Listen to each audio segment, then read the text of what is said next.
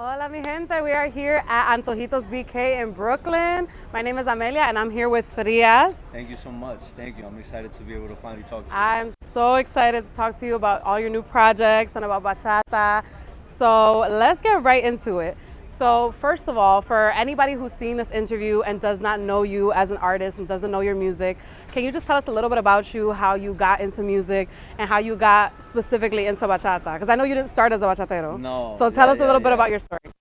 So, for the people that might not know me, I'm Frias. I'm 25 years old. I'm actually from Brooklyn, Bushwick. And I started doing bachata when I was about 18 years old. But prior to doing bachata music, I tell this story often. I grew up in church. I still go to church, big part of my life. And I used to do Christian hip hop. So I was doing hip hop. We were actually making a lot of noise. I was opening up for people at shows. We were organically growing a lot on YouTube, on all social media platforms. And then when I was about 17 years old, I just fell in love with bachata. Like, took over my world, and it was music that I felt like there wasn't a lot of it. And not because there wasn't artists, just because nothing was breaking through. And so it got to a certain point when I would like listen to that music. I loved it so much that I was like, man, I feel like the older I get, there's not gonna be more bachata. Like, is that it? Is all we're gonna have like La Aventura, Royce, Romeo, and then like the classics?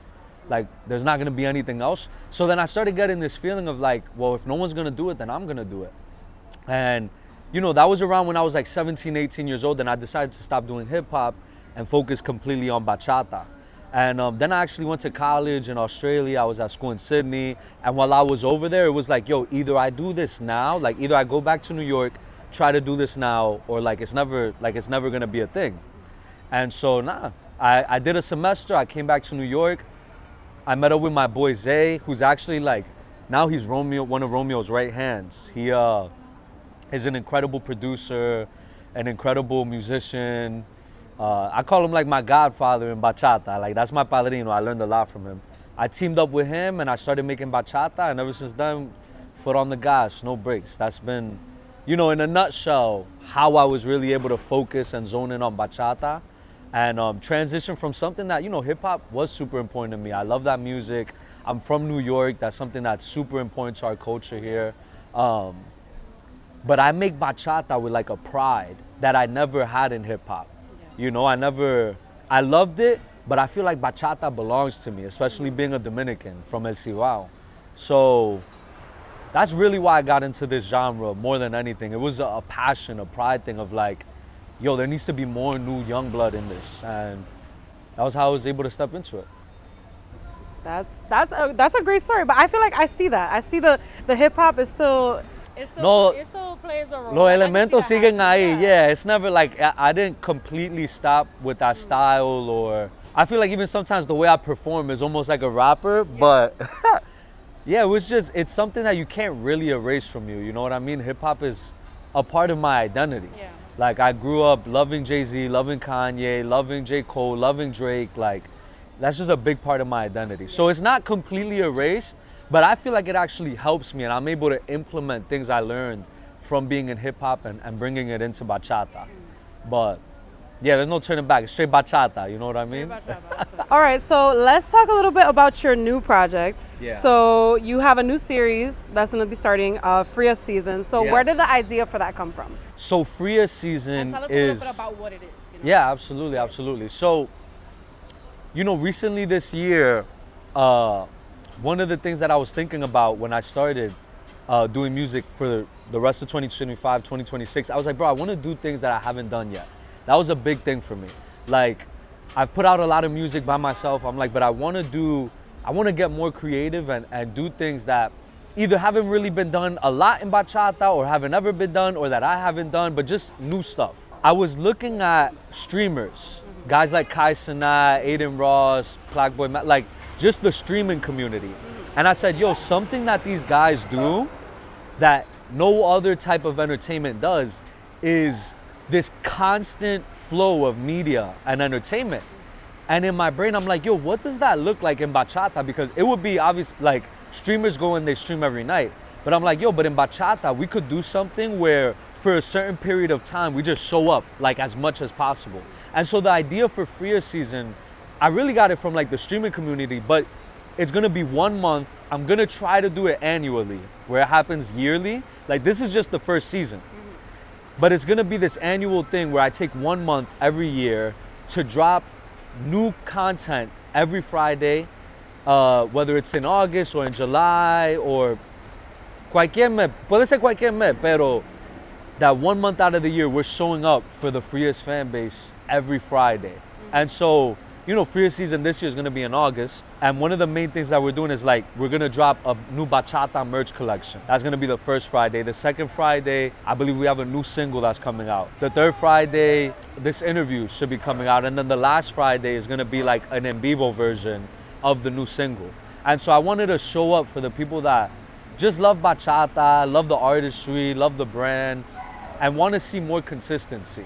And so I feel like these are pockets and rhythms that we could find more consistency within bachata without like killing ourselves. I was like, yo, if I could figure out how to do this, we can find more consistent ways to show up for the fans and for the people that love what we're doing, you know? And who knows, Frias season's not gonna be the same every year either. One year I might just do new music every Friday. Another year I might switch it up and every Friday drop new merch. Like, it's a fluid, moving thing. It's not this singular idea. But that's a lot of where the inspiration came from. It was from streamers. And I felt like, you know, in bachata, how can we get more creative and implement new ideas? So Something that I talk about a lot when it comes to a lot of bachateros is I always say that the consistency. It's a lot so of hard, times, yeah, like, yeah. you know, and it is, I think, because of a lot of things that you said, it's like, you know, it takes a lot of time, it takes a lot of money.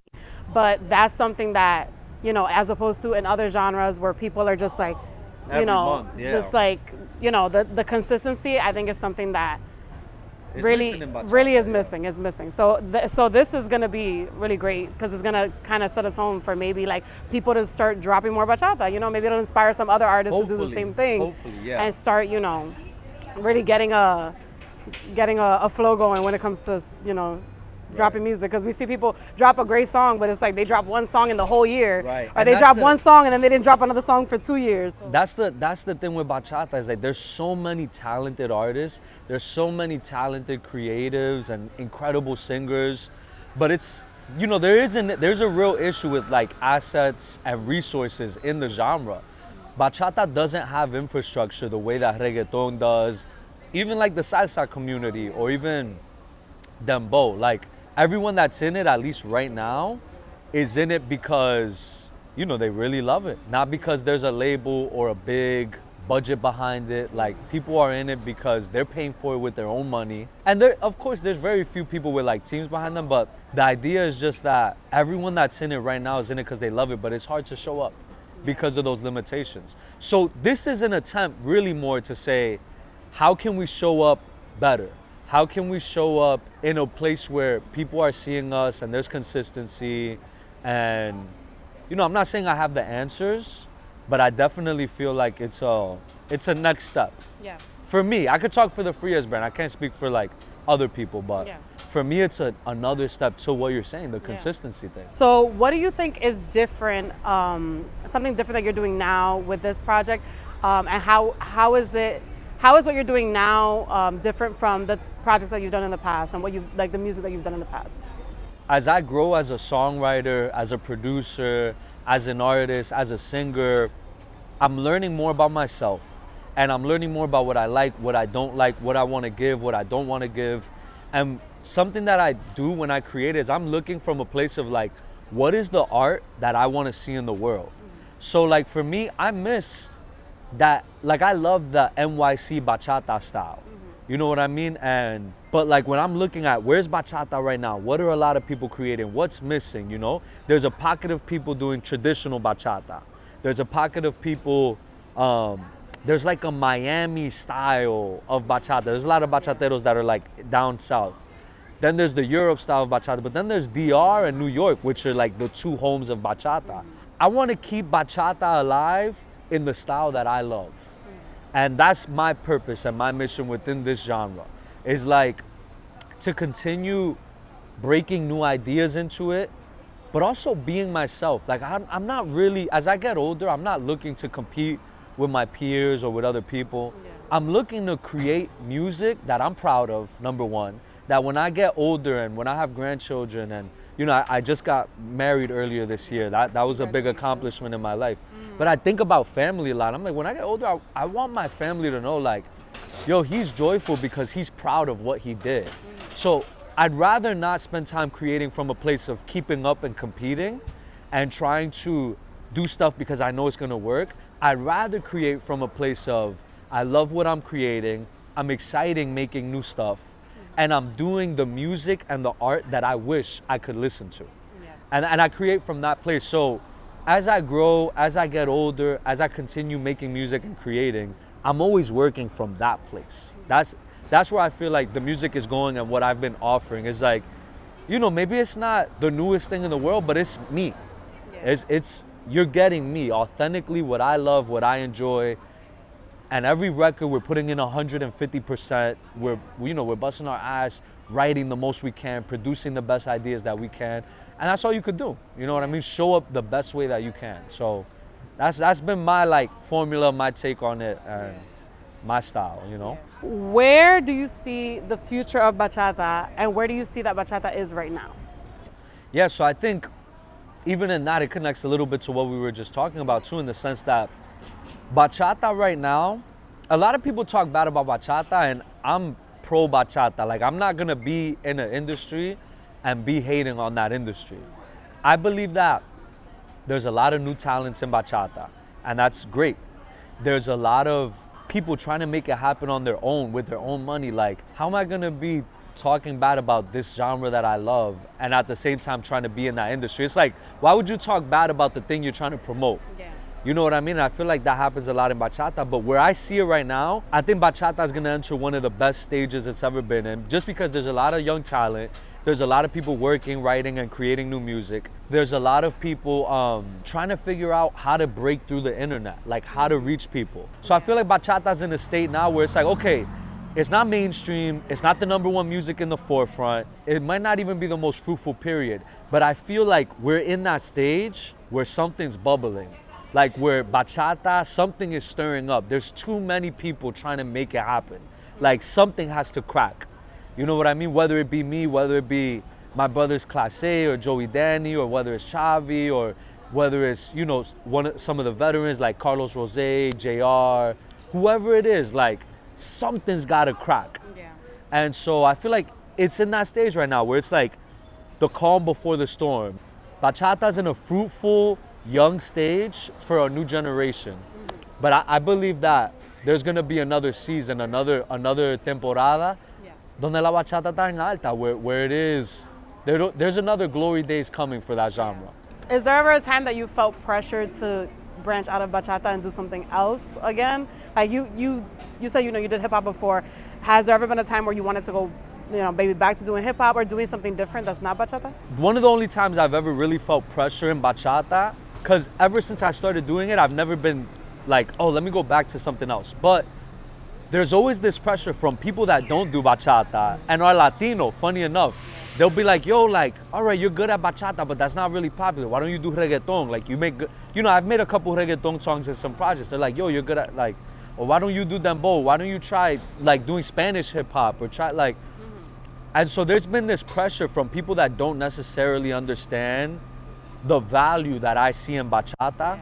And they, you know, to them, it's like, well, it's easier and you'll probably make it quicker if you do this. But it's like, I want to be proud, like back to what I was saying earlier, I want to be proud and joyful of what I'm creating. I don't care about a quick trip to fame. Like, I want to build something steady. I want to connect with people. I want to make things that people remember and not last. So that's been the pressures that I've dealt with. But I can't really say that I've ever like looked back and been like, let me go try this now, you know? Yeah. So you like try something here and there, but you don't want to fully like I feel like when jump into another genre. when you do an album, you have the opportunity to bring pieces of other music that you like to help complete this project. But I feel like I want to be known for doing bachata. So I don't want to make a dembow y que se pega el dembow, and then those people go listen to my music and they're like, damn, he did one dembow and he has 30 bachatas. Like, nah, I'd rather let's focus on what we love so people could know you for what you Yeah, love. this is what you want to be known for. Do you feel like there's a space for Dominican artists in the mainstream, or do you think that that's something that we're still building right now? I absolutely 100% think there's space for bachata artists in the mainstream because one of the biggest Latin artists of all time is a bachata artist.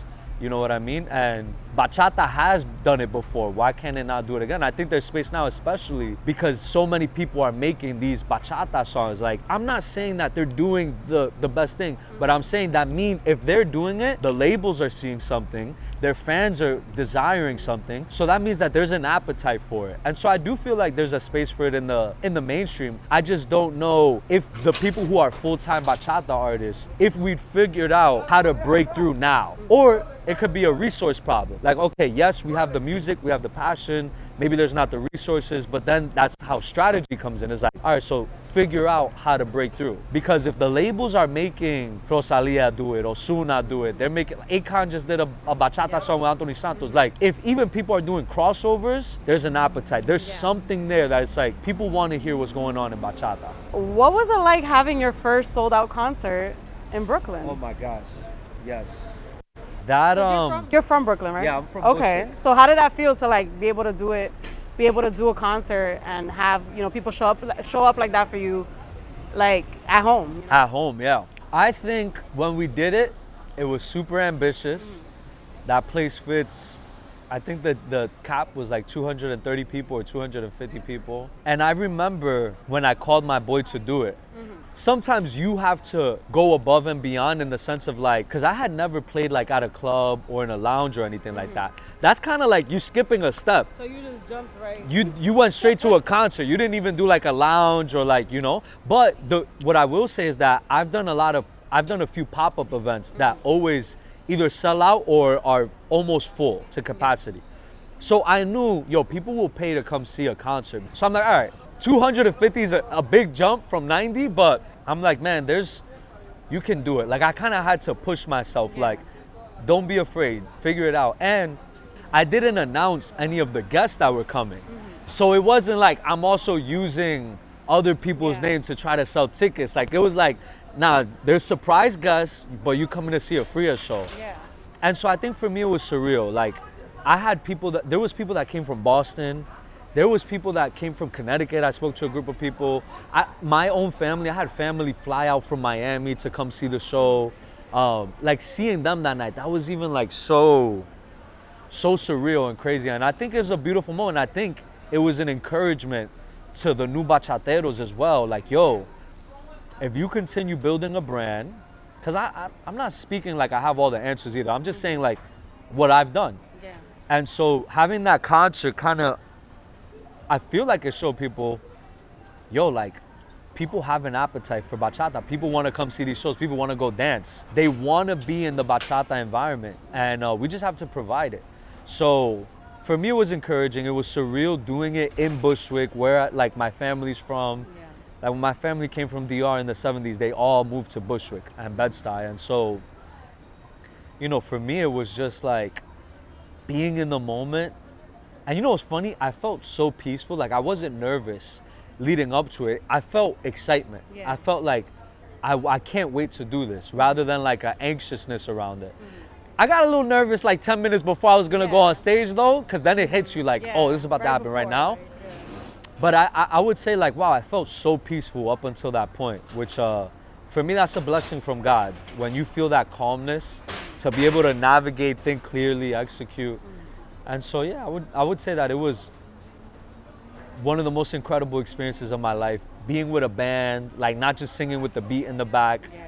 And I can't wait to do it again. I'm trying to figure out what's the next move in something live. Yeah. Yeah. Yeah, definitely. Performing live is different. Nothing compares to it. Nothing compares to it, because bachata's real music, real instruments, real people. And so when you aren't doing that, you're kind of missing an element.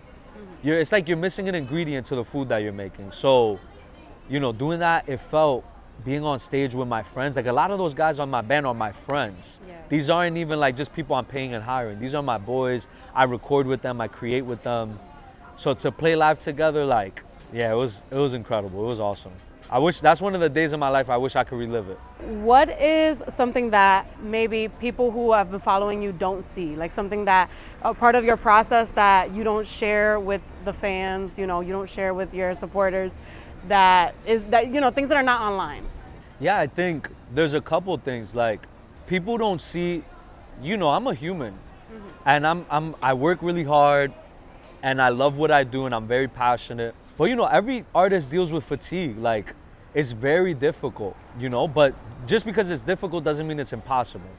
But yeah, I mean, social media puffs everything up to be like, we're showing the highlights of these moments, but people are not seeing like when you're on your last dollar paying for the production of something, when you use all your savings to be able to go record this song and be able to work with these people, or even when you're like, there's been so many times where things are just out of your control. So I think that's a big part that people don't see in bachata.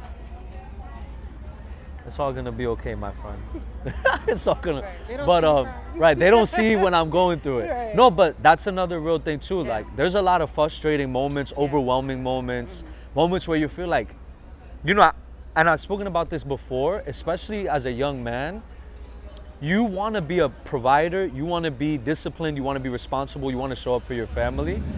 And when you're doing music, sometimes you could feel like, am I doing something irresponsible? Like, I have friends that they're getting their apartments or they're buying new cars, like they're doing other things in their life that is like, damn, I'm investing everything I have into this dream.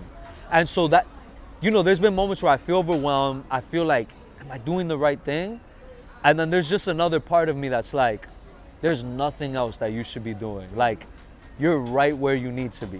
Yeah. And I think that's important for creatives to know, like, you're gonna face challenges, you're gonna feel overwhelmed, but nothing that's worthy or great comes without a sacrifice. And so I've always tried to like hold that attitude in music, which is like, you're trying to build something great. Like, you're not selling fast food.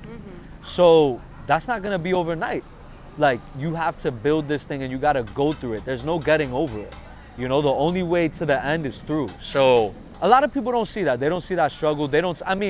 On a lighter note, like, when I'm making music, I pray a lot. Like, I'm always praying, God, give me the best ideas, bless the session, allow me to work with the right people for this project, bring the right people together. So I'm praying a lot. I'm thinking a lot. Like, I'm always trying to be as thoughtful and as precise as I can be. That's probably something people are not seeing on the back end. It takes a lot of days of planning. Another thing is I'm like an over planner. Like, I super plan. I have a bunch of notebooks, I have calendars, I have the notes on my phone. Like, I have like a mad genius like drawing board. Those are some of the like little things that people aren't seeing when you're trying to put together things for a brand. Yeah. That it's like, wow, a lot of stuff goes into this stuff. It's not just like, I made a new song, look, you know what I mean? Or here's a music video, like, look, like, no, there's so many people, so many hands that go into these things. So people don't see those processes. Like, there's these moments that happen, but they just see the end product, the end result. Bro, there's a whole journey that you have to go through to get these things to exist, So that's a little bit of it for sure. So now we're gonna get into the rapid fire questions. Fire, okay. First thing that comes to your mind. Okay. Aventura or Romeo Santos solo? Aventura. Okay. Uptown Chimi or Queens Chimi? I love Queens, but I'm gonna have to go uptown. Favorite Dominican dish? Rice, beans, pechuga salteada with aguacate. You can't mess up on there. Yeah, you can't mess up on there. Your dream collab, Romeo, Bad Bunny, or Drake? I'm a bachatero. You gotta do Romeo. All right. Your first app that you open in the morning? My text messages, does that count? Yeah. The messages, does that app? Yeah. I'm checking the text. One word that would describe your music? Soulful. Yankees or Mets? Nah, Yankees all the way. That's not even That is like. the correct answer. That's not. You see the hat. Right. If you said Mets, I was about to be like. Nah. And listen, I'm not a Mets hater. Like, I got a lot of friends that are Mets fans. It's just, who the big brother in New York is. Right. Your go-to Dominican phrase? Si Dios quiere. I had a feeling you were gonna. Si Dios. Not like you don't Si have Dios. a whole project Right. named Si Dios quiere. No, I also be like, diablo, que vaina. Like, I say that OD. Yeah. But Let's keep it positive. Yeah, I say that too, and then my mom says, ¿y por qué tú estás llamando el diablo? Sí, no es, or my mom be like, no es lo mismo llamar lo que verlo llegar. I'll be like, you're right, mom. Let me slow down on that. All right, stage or studio? Studio. Your favorite song that you've dropped? Ooh. Oh man, I know it's rapid fire. Just like when you love all the songs. Quisiera saber. What is an ick that you have in the studio? Micromanaging. Like people that can't let go of their idea. That's like, bro, relax. Like it's not that okay. serious. No, I mean it's like, let's make an environment that we can enjoy here. Like it doesn't have to be one way. Yeah. But The most Dominican thing about you? probably how I talk when I talk in Spanish, más cibaeño. I be skipping mad letters. You're la puerta. La puerta. Yeah. I be skipping mad letters. If you were not doing music, what would you be doing? I would probably be like in marketing or branding, or I would love to like have a hairstyling studio, like barber, like cutting hair. Or when I was younger, I wanted to be like an architect. So something like that. Definitely something creative. La capital o el campo? El campo. Obvio. All right, so my last question for you, just to wrap this up, is Yeah. what can we expect moving forward from Frias? Like what is something that we can expect from you moving forward for the rest of the year and, you know, the projects moving forward? So right now, the main thing that we have going on is Frias season. But once Frias season is over, you know, my goal is just to be as consistent as possible and keep showing up as an artist. I don't like talking about things before they're done necessarily. I'd rather like have it ready and then talk about it. But I can't say this, like before the year ends, I want to do something where I'm showing up with people in person, whether it's opening up for someone, doing my own thing, playing somewhere. But it's like we got to feel the people, we got to touch the people, we got to do something live. And no, a ton of music. There's going to be a couple things that dropped this year. Frias season was kind of like, all right, let's get the motors on again. We dropped a couple things earlier in the year. You know, we did a song with SP for Bachata Rising. Yeah. We dropped the Por Amar a Ciegas Bachata version, which got so much love as well. And then now we got Suéltame. So there's a couple really fire things that are gonna come out before the year ends. And yeah, new music, new merch, new visuals, live performances. And I wanna connect more. Like, I wanna figure out ways to just be more in touch with the people that care about the brand. So from my end, that's what I wanna do. Si Dios quiere, Él lo permite. And that's how we're gonna be doing it. But before we end, Amelia, I wanted to say thank you so much for taking time to sit with me, coming to Brooklyn. Shout out to Antojitos BK, letting us rock here and work, and giving us just a bunch of free stuff to be able to film here. And you know, I'm really excited that we got to sit down, talk about bachata. I know you support new musicians so much. You're a huge supporter of all things Dominican, Puerto Rican, Latino in general. Yeah. And especially in New York, I respect you, I admire your work, and I'm really grateful. I appreciate your support. I appreciate you, you know, coming all the way to Brooklyn and being like, Frias, like, let's go to your world. Let's sit, talk, and eat. And yeah, I'm just excited that we got to have this conversation. People are going to see it. So thank you. Thank you for your time too. Yes, of course, thank you. And I hope to see amazing things this year. I'm ready for the new music. I'm ready to see you perform live. Yeah, that's going to happen. It's going to happen for sure. Cuando haya show, We in there, yeah. we in there. Vamos para allá. Thank you so much. Absolutely, mama.